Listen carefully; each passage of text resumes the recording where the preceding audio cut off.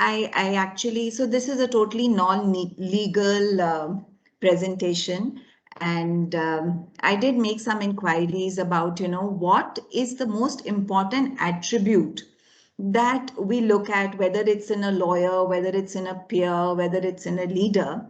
And what came out was, and these inquiries I made within S&P, and what came out was that communication is the single most important thing that we look for in the office space, in the professional space.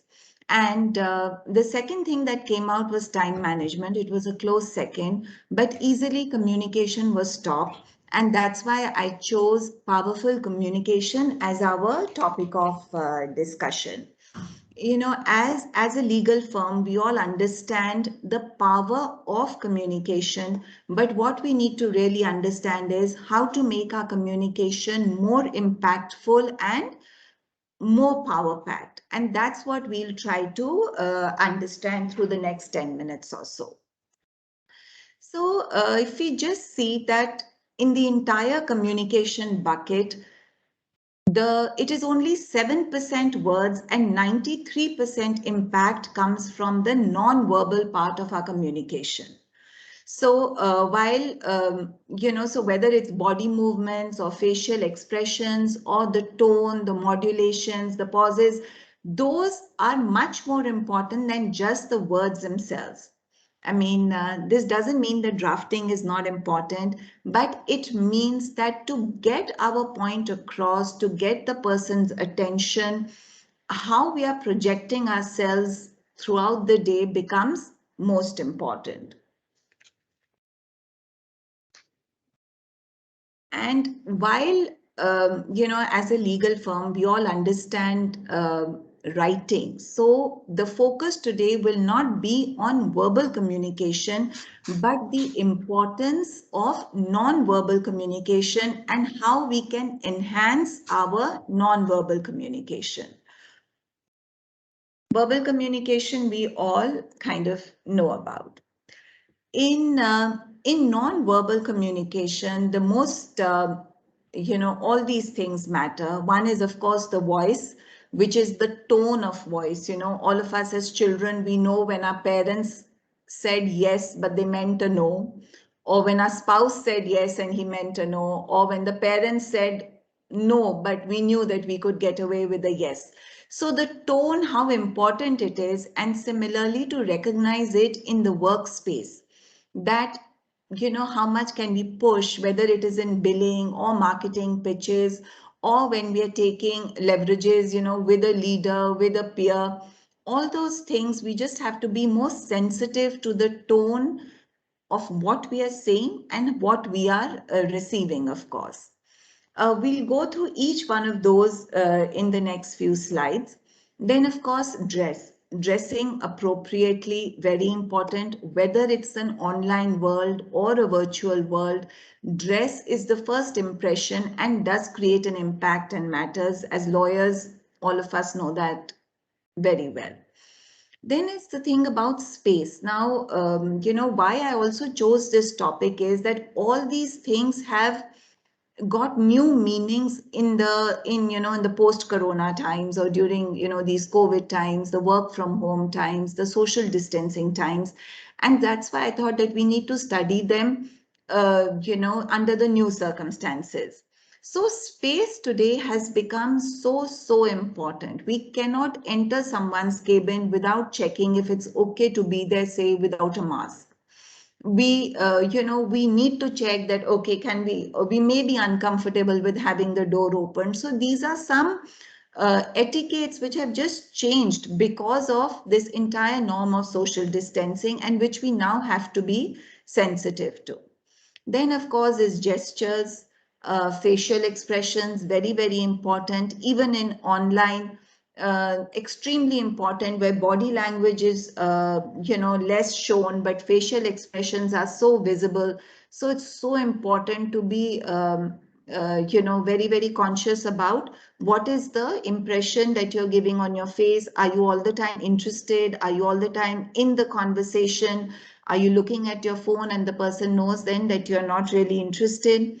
That's very important. Eye contact, of course, to engage a person, to get a trust with the other side. It's very important to maintain eye contact, and of course, posture. Again, showing how keen, whether inflexible, whether interested. All these which are communicated just by a simple posture. So there is, in fact, Alfred Mehrabian, who talks about this entire communication theory, where he said that 7% of the meaning of a communication is only in the words that we have spoken, but the rest is the way in the words are said, and 55% really is in the expression that we are communicating ahead.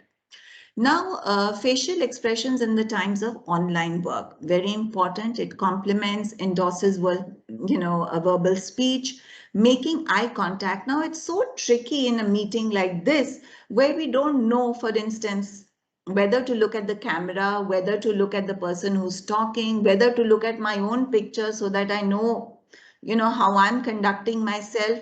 For instance, right now when I'm presenting, I'm only seeing the screen. I'm not seeing anybody else. So I really don't know where I should look. But as I understand, we are expected to look at the camera.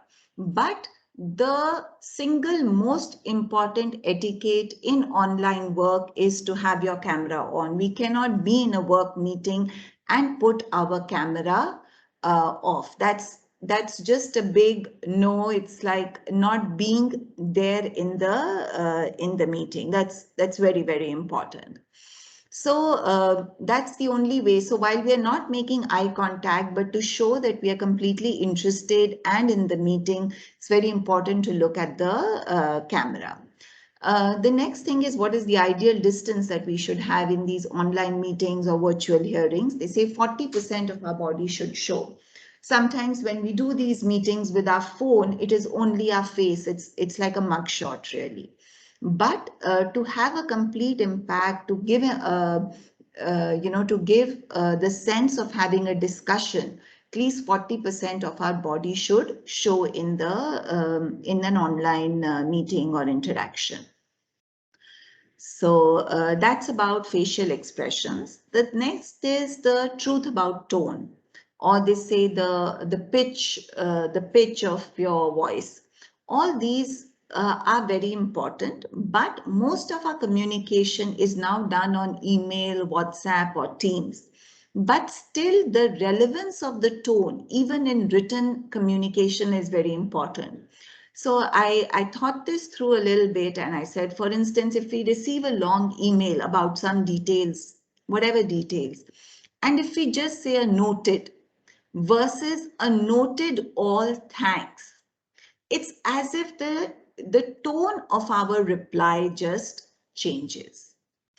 Even when we receive office communication or group messages, and everybody has read it, but the person who puts in a like there, and I think we have DR to teach us that, because whenever he reads a message, a group message, anything, he puts in a like, which is just to acknowledge that, yes, I have noted this message.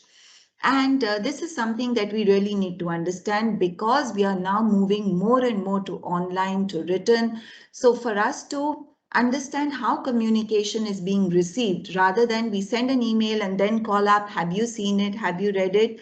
These are things that we need to follow. It also tells us how responsive we are.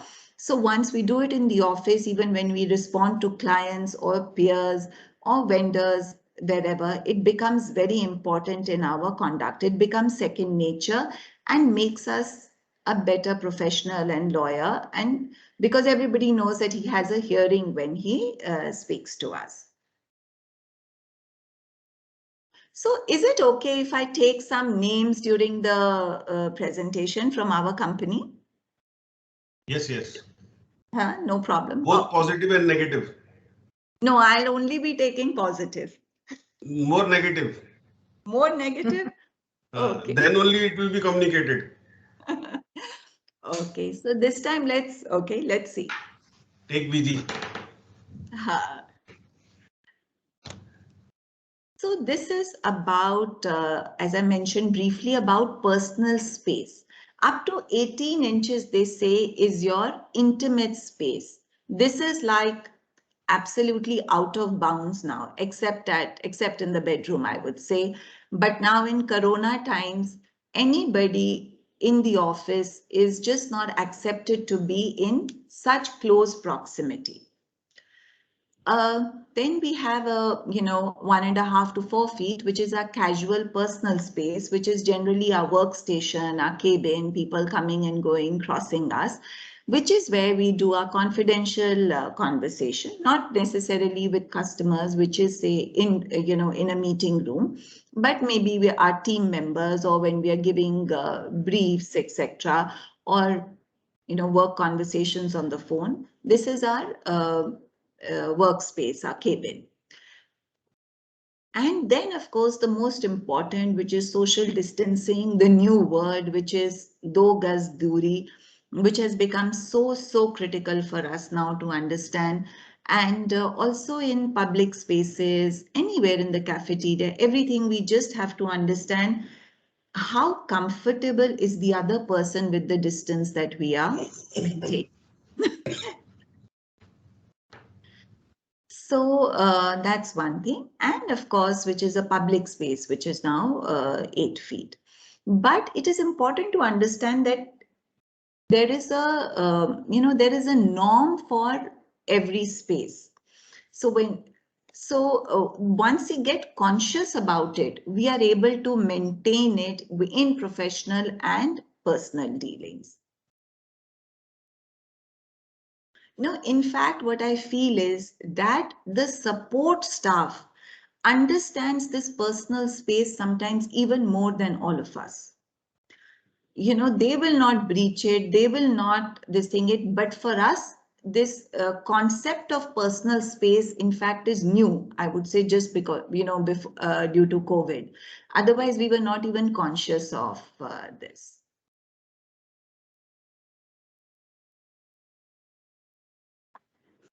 Then, of course, dressing right. We all as lawyers understand dressing right.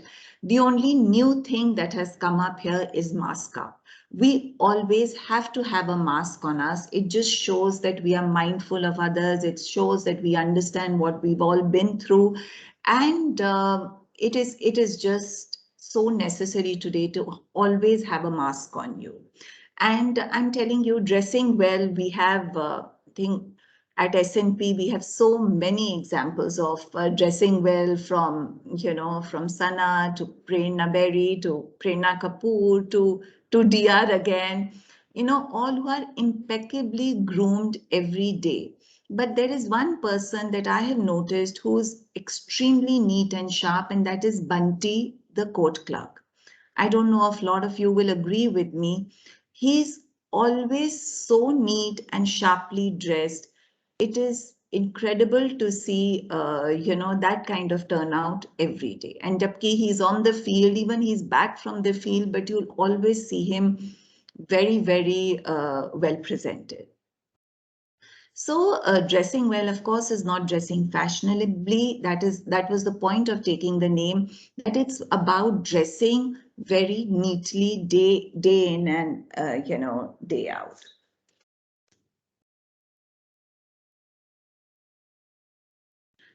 The next thing was, touch was very important. We used to talk about a handshake. We used to talk about a firm handshake. All that is completely changed. Now it's all about namaste. Whichever international, India, whichever situation, it is all about a namaste now. So while touch used to be important, it's firstly out of bounds in virtual meetings. It is now inappropriate. It's unacceptable. But that also means that the lack of touch has to be made up with empathy on facial expressions, with really warm gestures, with your hands, with your tones. All that is becoming even more important. So that was the whole point of still putting in that touch is important. It is not available, but needs to be replaced with other things or compensated with other things.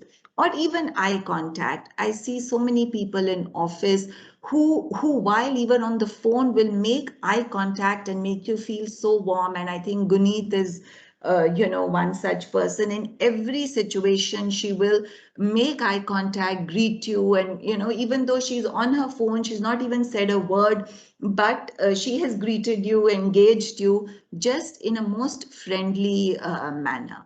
And that is no touch, just eye contact. The next thing about non-verbal communication is using your hands. Not to, fidget around with them, but to use them as gestures, as, to aid your vocal communication, to aid your words. Gestures are very, very, very important. And I think we understand in the court, all the lawyers, the way they use gestures to their advantage to show aggression. So even we also have to understand the flip side of it, that we are using gestures to further our point, not necessarily to put the other person down or invade the personal space of another person. Right? And of course, the pointing, etc., which we all end up doing, no. But our hands, our gestures have to be limited to our personal space. That is something very important. Gestures show confidence, they show passion, they show belief. I'm sure all the lawyers there know that. And using gestures like okay, thumbs up, only these ones work well. Also, to be mindful of hygiene, to to come across as responsible and trustworthy in our gestures. What I'm just trying to guard you against is any scratching, any something which we don't like, or things which really irritate us in other people. We have to understand that even our body is talking like that. So we have to be extremely conscious of not engaging in them. And this is something that, will just tell us that how much body language can convey ahead. If we see the first girl with her legs crossed and standing there, it is so clearly that, you're not open to communicating, or you're not available to have a discussion. It could also mean you're a bit unflexible, but the main thing is that you're not open, which can give a real feeling of distrust. Okay, her her hands, the way they are kept, could mean that she's not being totally truthful. But the next one, the whole look is so menacing, so swag like, right? We cannot have that stance if we are looking at a friendly discussion or conversation. The next one is, where they say it's a hostile attitude. It's, of course, the crossed arms, which are saying that the person is just not willing to open up. So even if you're going to say something to him, he's not going to agree with you. And the next girl standing there with the hands on the hips is really interesting, because mostly we would associate putting your hands on the hips as very defensive. But her entire demeanor with the smile is quite engaging. So it's actually the whole package, and the whole impression that you are going to give is what is very, very important. Also, what situation you are in. If you want to if you want to give an aggressive stance, then there is no harm. But it should not be that you wanted to show that you're interested, and the impression that you have by mistake given is of being inflexible or defensive. And the last one, of course, in the denims, very impatient to leave, hands in the pocket, not interested, totally just thinking about himself. You can make out that he's not invested in what you are saying. So the purpose is to learn to read other non-verbal communication, so that our non-verbal communication is good and appropriate. they say that body language is the new language, and whether it's in the courtroom or the meeting room, or even when we are speaking to our spouse or our pet, the fact is that a big part of our day is just spent in communication. Therefore, we need to be mindful of how we communicate. What are the common barriers to communication that we create? Are we not saying enough words? Are we waiting for the other person to bring it on? Are we not having eye contact? What is it? And then they say the power of pitch, of course. And I think nobody else, I think Shilpa ma'am is the best example that we have on the power of pitch, really. And they say the truth about tone, you could say a no but mean a yes, and the other way around. It's the tone which defines that.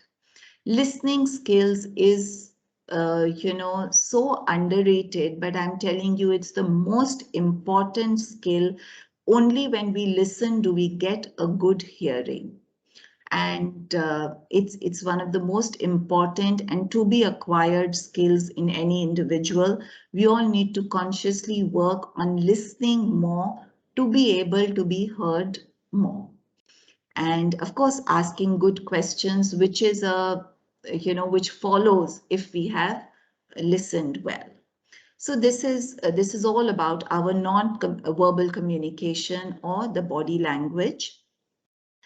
And there are times when one is, immediately able to tell if the other person is telling the truth just by looking at them. We don't, it's a skill that we don't have, but it can easily be developed once we understand how body language works. In fact, we can, use it at home also, I thought, to decipher children, spouse, house help, all their reactions. Yeah. And more importantly, it gives us an ability to understand what we are projecting, because after all, it all starts with introspection with ourselves. So the whole idea to observe is so that we can be our best. Very important, like I mentioned, to make eye contact. We all are immediately wary of people who don't make eye contact. So be very clear, even in a virtual meeting, that we are making eye contact, which can be done by looking at the camera. So we need to all become more aware of our body talk, whether it's through gestures, through facial expressions, through physical experience, the space that we give and we take, also our posture, and of course touch, which in today's time less is more. So this is all, and next time whenever we come, I'd like to take up a similar short session on time management, which I again feel has become very important, also because it came up as the second thing that is very important in our life as an attribute which we need to develop. And this was a very good quote that I got. And I thought, basis this, we should take up time management also very soon and very quickly.